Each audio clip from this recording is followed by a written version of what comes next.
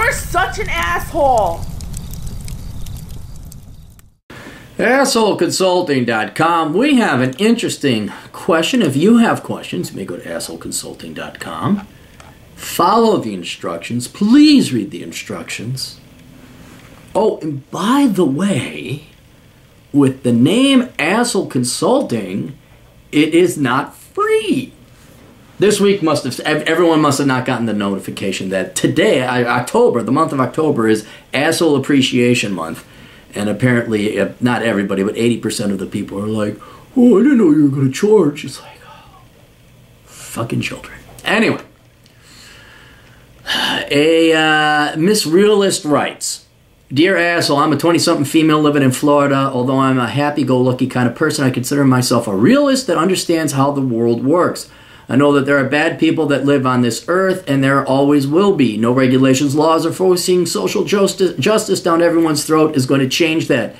As you probably know, there was a horrible attack in Vegas just recently. Social media has been out of control already with more cries for gun control, mental health outreach, yada, yada, yada. Even Hillary Clinton made a public statement on the issue that made her look like a hypocritical idiot in the... Gosh, she just has got to go away. She just... Oh, the liberals are out in full force to try to understand why somebody would do such a terrible, terrible thing. My question to you is this. Why are people sincerely surprised when these kind of attacks happen? Why in the hell haven't people opened their eyes to the evil that man can do? How many massacres need to happen before everyone, mostly liberals, realize that there are awful human beings walking around amongst us that don't give a shit about following laws or being productive members of society? One thing that really bothers me is when celebrities and even left-leaning people I know call for more love. They say we need to love each other more. What does that even mean? It's like they live in a fantasy land, for God's sake.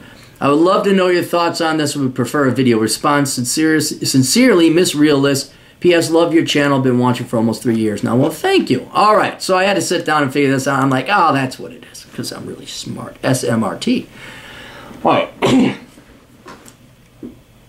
It comes down to one of three things. Two predominantly, and then there's a very nefarious, evil third thing that we'll address later. But the two psychological ones that are not nefarious or evil, but just weakly and cowardly, is one, these people were brought up in idealistic, pampered, completely shielded environments, and they actually have been trained to believe that there's no such thing as evil, just simple misunderstandings. And then the second one, which is more common, although not mutually exclusive to being pampered and bring up in little suburbia land, is that they're too weak, afraid, and cowardly to admit that there's evil in the world, because that then behooves upon them a responsibility that they have to now fight evil if they wish to survive. So let's go through these first two, and I'll adjust the third secret one later.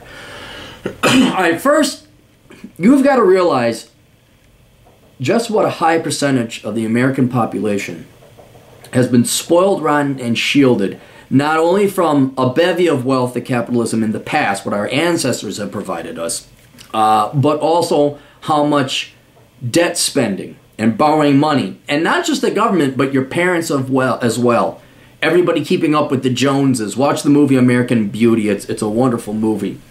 But just how much of this money, earned or not, government resources or not, borrowed or not, has gone into not necessarily, certainly protecting us from bad things from happening, but just making it seem like the world, there should just be no problems whatsoever. No problem. I mean, you got kids who have fucking safe spaces and are triggered with things like sidewalk pressure washers because it reminds us of water cannons in the race riot days. And then cotton is now triggering. I mean, we are such a weak, pathetic, spoiled, fragile, wimpy, pampered society. And not all of us, but damn well near half, and certainly more the younger you get, that bad things happening just doesn't happen. Oh, it happens on Walking Dead, and it happens on the Tootie McFruity show with the shoot-em-ups or whatever the latest thing, but that doesn't happen in the real world. We go to our Walmarts, we go to our Targets, we buy things, and oh my goodness. So, and then you throw in the indoctrination and bullshit. I cannot emphasize how complete and total and almost universal nowadays, K through college education, where we're just supposed to love and we're supposed to be peace, and everyone's a pacifist. We're all pacifists, and we're not talking like real pacifists like, God, that's horrible to kill another man. They take positions because it's popular. Nothing really bad happens in these people's lives. If it does, you are almost immediately bailed out. There's some kind of government program there. So if you have everybody growing up in the swipple little suburbs, of course they're not going to. Well, we just need more love, because it was always the positive reinforcement. There was no fatherly discipline. There was no spanking. There was no getting beat up. There was no stepping out of line and having your brother beat the ever-living shit out of you, or having bullies. I mean, you can't even have there's no bullies anymore in school. So with this completely skewed upbringing of cake and positive reinforcement, and never negative reinforcement or punishment or bad things happening, or let there be consequences to your decisions, or let there just be bad things that happen, period, because of random chaos, you have a group of people that literally cannot understand that there is evil people out there and want to. Now, we just need more love. Now, places you won't hear that are people who are brought up poor.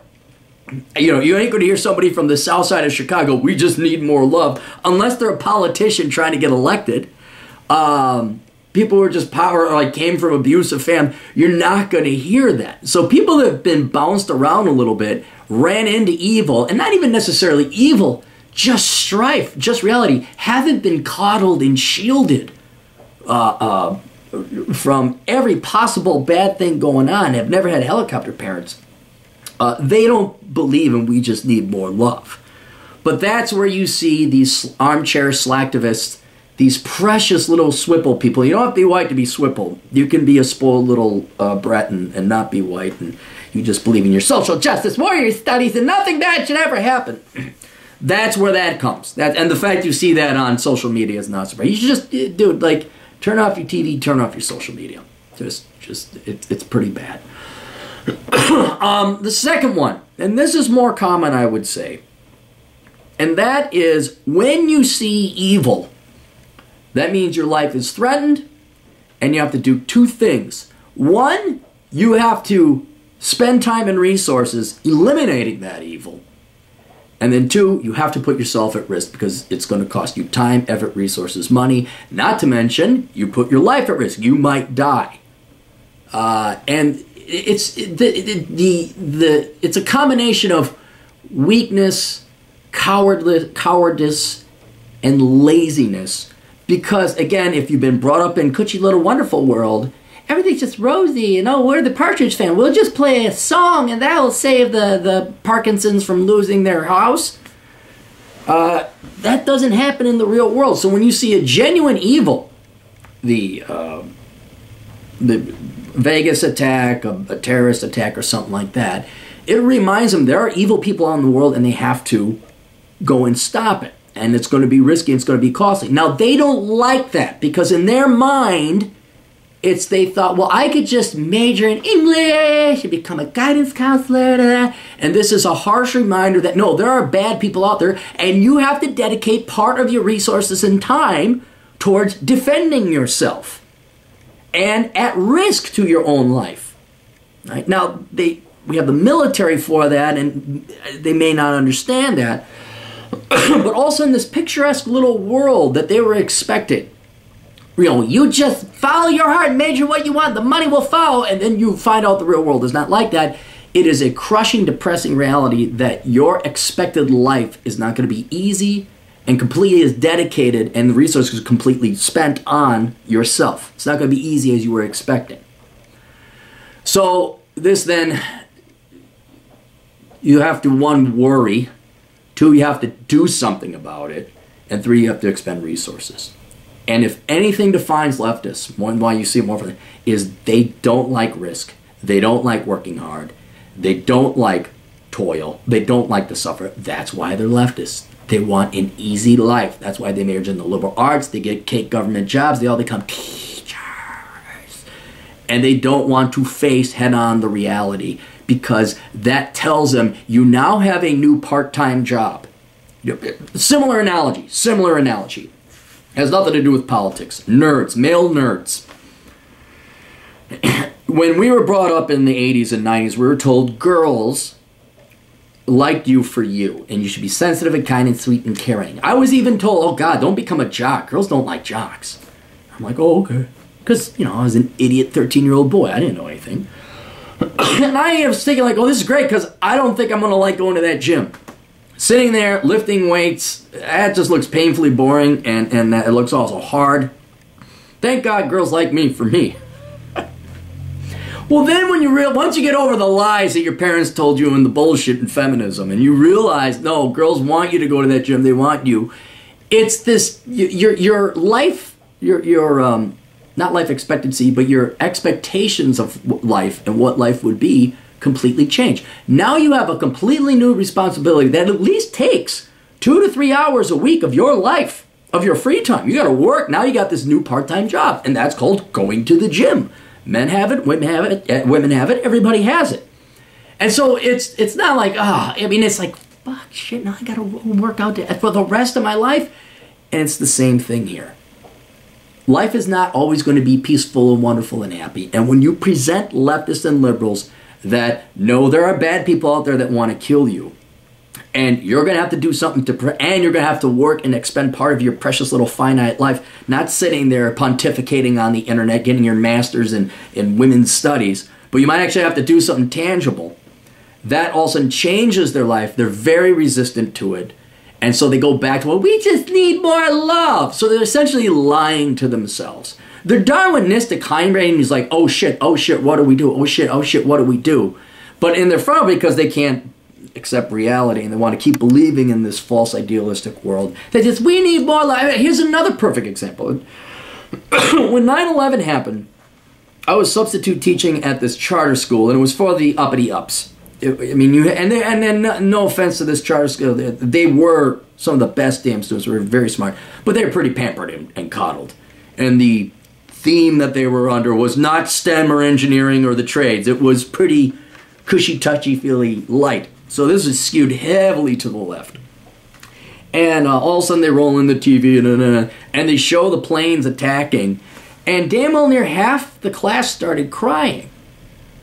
Because their expectations of the future were now completely dashed. That there were people out there that wanted to kill us. They didn't have anyone who died. No one there lost a relative. They had no personal vested interest in anyone at the World Trade Center. It was that their picture-perfect, Swipple suburban lifestyle and life expectations were now no longer that bright or rosy. To the point they started crying. Predominantly girls. So it's whether the brain then acknowledges this and says, hey, we got a threat coming in. They're a problem. Keep an eye out. Grab your pistol. Look both ways. Look to see if anyone you don't recognize in your neighborhood. People don't want to be inconvenienced with that. People don't want their picture-perfect little completely inflated bubble of expectations popped and burst back down to reality. They just simply don't want to do it. And so that's why they always go back to the only thing they know or they've been indoctrinated and trained to be in. We just need more love. What did we do to hurt the Muslims? What did we do? We're causing more terrorists than we're killing, and because that's all the lever and that's all the work they're willing to put into it. They're not willing to say, man, we might have to go and start killing people overseas and in our own country. We got to go spy on people. We got to go do all this stuff. We got to look out. We got to wear body armor. They don't want to do that. I got to learn how to fight. I got to go to the gym. I got to learn jiu-jitsu. I got to learn marksmanship. I got to look and be careful. Make sure that Ahmed ain't driving a truck through the German market plots. I can't go to concerts anymore because there might be a bomb or there might be a sniper. People don't want to give that up. They've been brought up decades now in cushy little. So those are the two things. They were spoiled rotten, and they're cowards, weaklings, and just afraid. They don't want to go and fight evil. They're lazy. They don't want to fight evil. They don't want to dedicate their lives to it. And they don't want to risk themselves either. That's another thing. They don't want to, they don't want to go and train, and I might have to fight, and they will roll on their backs. I guarantee you, they will roll. You see this in Europe. Instead of fighting, I mean, what was it, Bulgaria and Poland are the only ones that said, no, we have our own sovereignty, fuck you. The rest of them just cannot wait to roll over on their backs because they don't want to fight. They don't want to fight. Peace at all costs. Peace at all costs, even if it's their own enslavement. Same thing with a bully. You know, a bully's like, what, do you fight them? Or do you roll over on your back? Well, if you're weaker, you're going to have to roll over on your back, but they're going to keep coming. So that's what's happening. Then there's a third one. And here this is a bit more dark and macabre, but it's true. Not for everybody, not for everyone, not for all leftists, but all of these people are leftists. And it's that these people have a direct financial interest in there being madmen, evil within the world. They profiteer on it. And these are predominantly your social workers, psychologists, or any kind of person who directly benefits from government spending on, we just need more love. We need outreach programs. We need therapy. Another perfect example. Here's a perfect example of these scumbags, these verminous scum. Something happens at a school. Kid gets shot at a school. Kid dies at a school. Something tragic and genuinely bad happens to a kid at a school. Before the body's cold, what is the name of the institution? Before that body is cold, where is it? Where is it? I have the image here. Here we go. The National Association of Student Psychologists, nsaponline.org. Look up this organization. They don't give a flying fuck about kids. They do not give a flying fuck about kids. They give a damn about kids about as much as a vampire gives a shit about somebody they're dating. They use kids as a resource, and they want chaos and terror to reign in children's lives because then they have jobs. And right here, here's a perfect, that's why I got the screenshot. It says, helping children thrive by promoting social justice. What the fuck does social justice have to do with children's psychological and mental health? So right here you can see, I mean, they just belie their true intentions. These people are evil fucking scum. And it's not just the National Association of School Psychologists. It's any social worker, student counselor, guidance counselor,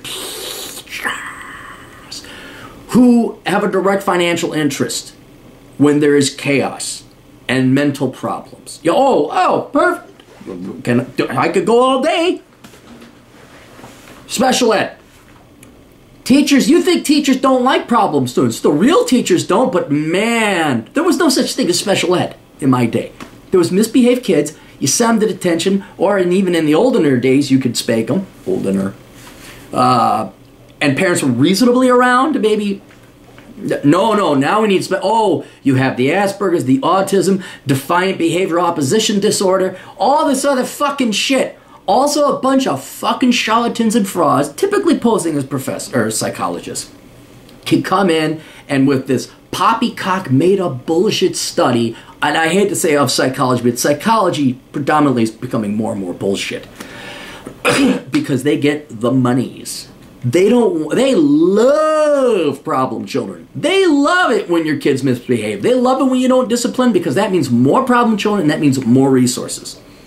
You need more guards, you need more teachers, you need more therapists, you need more assistants, you need more teacher union employees to watch over 3 kids with behavioral problems than 30 who are all straight A students, got the shit together and are behaving. And so they don't care that these 3 kids, or all the kids in special ed, are going to be screwed up. They don't care that, hey, a little bit of fatherly discipline would set these kids on the straight and narrow and they'd have better lives. Nope, they need these kids to be constantly fucked up. You have Asperger's, ATI, blah, blah, blah, you got problems, you need us, you need more therapy.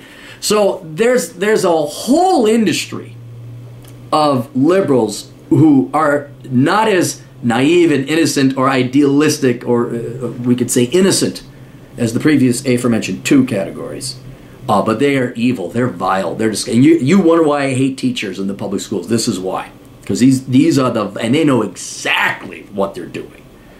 And that's where you're going to see, we just need more love. We just need more money. We just need more programs. And oh, by the way, if you don't, you hate they're an ism. And so that's your 3 main ones. I'd say 80% of the people who are saying we just need more love are of the first two categories. They're naive, they're brought up under completely pampered conditions, and or, because they can be both, they're weaklings, cowards, they don't want to admit that the world's not perfect and rosy and that they are going to have to go and work a little bit harder, or there might be risk in life. They just don't have the courage or the spine to accept that. But then there's that third category of purely evil scumbucketry. And, I hate them.